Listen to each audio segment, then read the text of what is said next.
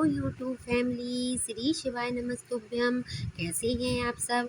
मैं आशा करती हूँ कि आप सब अच्छे होंगे और जिस भी स्थिति में होंगे अपनी पढ़ाई को कर रहे होंगे।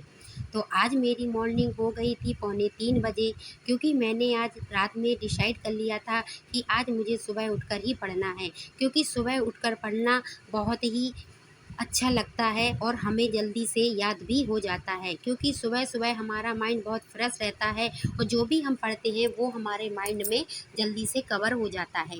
इसलिए मैंने आज अपनी पढ़ाई स्टार्ट कर दी थी 3 बजे से। सुबह उठकर मैंने सबसे पहले अपने फर्स्ट स्लॉट में करंट अफेयर्स का क्लास लिया था, क्योंकि कल संडे था और कल सर ने पूरे सितंबर माह का क्वेश्चन रिवाइज करवाए थे। तो मैं बस पहले स्लॉट में अपनी करंट अफेयर्स की क्लास ले रही थी।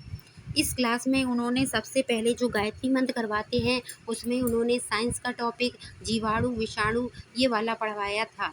उसके बाद उन्होंने अगले वो क्वेश्चन पर आते हैं, तो इसमें उन्होंने एक जीवाणु की जो ट्रिक है वो करवाई थी, जैसे पंडित का टीका न्यू है। ऐसे मेरी करंट अफेयर्स पूरी हो गई थी और करंट अफेयर्स की क्लास करने के बाद मैं थोड़ा 5 मिनट के रिलैक्स के बाद अपने दूसरे स्लॉट कहिए या दूसरी क्लास लेने के लिए बैठ गई थी। 3 बजे से 4 बजे तक मेरी एक क्लास 1 घंटा हो गई थी। अब मैं 4 बजे से ज्योग्राफी का क्लास कर रही थी।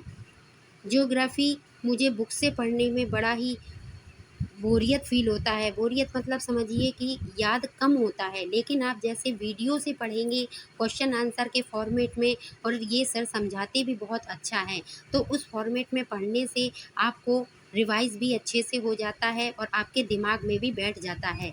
यहीं पर मैं उनके नोट्स भी बना रही थी वीडियो से देखते-देखते। जैसे वो बताते जा रहे थे, मैं उसी प्रकार के नोट्स बनाए जा रही थी। जैसे आज उनका टॉपिक था पवनों के बारे में, कि पवन किसे कहते हैं, पवन कितने प्रकार की होती हैं, तो मैं वही नोट्स बना रही थी। इन्होंने बताया था कि पवन 3 प्रकार की होती हैं, एक पछुआ पवन, दूसरी व्यापारिक पवन और तीसरी होती आपकी स्थानीय पवन। जो स्थानीय पवनें हैं उनके क्वेश्चन आंसर हमेशा हमारे पेपरों में आते हैं। जैसे उसका एक एग्जाम्पल है चिनुक पवन, फ़ौन पवन, हरमट्टन पवन, सिराको पवन। कभी कभी ये भी पूछ लेते हैं कि ये जो चिनुक पवन है ये कहाँ से कहाँ की ओर चलती हैं, फ़ौन पवन कहाँ चलती है, हरमट्टन पवन कहाँ चलती है। तो इस प्रकार हमारे पेपर में ऐसे क्वेश्चन पूछे जाते हैं।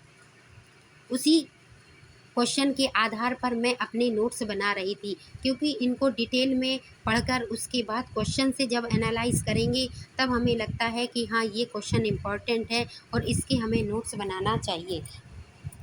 नोट्स बनाते बनाते मुझे ये भी याद हो गया था कि जो चिनुक पवन है वो कहाँ चलती है। यह पवन संयुक्त राज्य अमेरिका और कनाडा में रॉकी पर्वत श्रेणी के बीच में चलने वाली एक गर्म या शुष्क पवन है। ये भी पूछ सकते हैं कभी कभी कि गर्म और ठंडी पवन कौन कौन सी होती हैं, तो जो चिनुक है वो गर्म और शुष्क पवन के नाम से भी जानी जाती है। इस प्रकार मैंने अपने नोट्स बना लिए थे। जब भी हम सुबह पढ़ने के लिए बैठते हैं तो हमें ये लगता है कि बुक से कम पढ़कर हम वीडियो से ज़्यादा पढ़ें तो बेटर होता है, क्योंकि सुबह सुबह की पढ़ाई हमारे माइंड में कवर हो जाती है। यहाँ पर मैं अब अपनी पढ़ाई करने के बाद डेली रूटीन के वर्क में आ गई थी। नहाने के बाद मैंने अपने जो आंगन में हमेशा आपको बताया कि हमारे यहाँ फूल लगे रहते हैं, तो मैं बस वही फूल तोड़कर मंदिर जाने की तैयारी कर रही थी, क्योंकि मेरे डेली का यही रूटीन रहता है। मैं सुबह उठकर पहले पढ़ती हूँ, जब भी टाइम जैसा होता है, या तो पहले पढ़ती हूँ, नहीं तो फिर डेली रूटीन का वर्क जो झाड़ू पोछा वगैरह होता है उसको करके नहा के मंदिर जाकर तब अपने किचन का काम शुरू करती हूँ, क्योंकि मैं बिना नहाए किचन में प्रवेश नहीं करती हूँ। तो यहाँ पर मैं अपनी मंदिर जाने की तैयारी कर रही थी, मंदिर के लिए सब सामान लगा रही थी और मंदिर जा रही थी। यहाँ पर मेरा सब सामान लग गया था और मैं मंदिर चली गई थी, क्योंकि अभी तो नवरात्रा भी चल रहा है और नवरात्रि भी ना हो तो मैं डेली का रूटीन है मैं मंदिर जाती ही हूँ। मंदिर जाने के बाद वहाँ से आने का बाद मैंने अपने घर की पूजा की, और क्योंकि नवरात्रि में दोनों टाइम पूजा करने से एक मन को अजीब सी शांति मिलती है कि हाँ, आज मेरी मॉर्निंग बहुत अच्छे से हो गई है। पूजा करने के बाद और खाना पीना कंप्लीट करने के बाद मैं यहाँ पर अपना सेकंड स्लॉट लेने के बैठ रही थी। सेकंड स्लॉट कहिए, मतलब सेकंड स्लॉट तो मेरा सुबह ही हो गया था। जैसे मैंने 1 घंटे की करंट अफ़ेयर्स पढ़ी थी और दूसरे घंटे में मैंने अपना ज्योग्राफ़ी का नोट्स बनाया था। अब आप इसको थर्ड स्लॉट भी कह सकते हैं। तो मैं अपने इस स्लॉट में जो जोग जो सोशियोलॉजी सब्जेक्ट है उसके नोट्स बना रही थी, क्योंकि आपको मालूम है कि सोशियोलॉजी में मेरे सब्जेक्ट का पहला चैप्टर समाप्त हो गया था, जिसका नाम था समाज और समाजशास्त्र। आज मैं अपने ये दूसरे चैप्टर को शुरू कर रही थी, जिसका नाम था सामाजिक समूह। जो विशेष शब्दावली है उसमें सामाजिक समूह आता है, उसी के नोट्स कंप्लीट कर रही थी।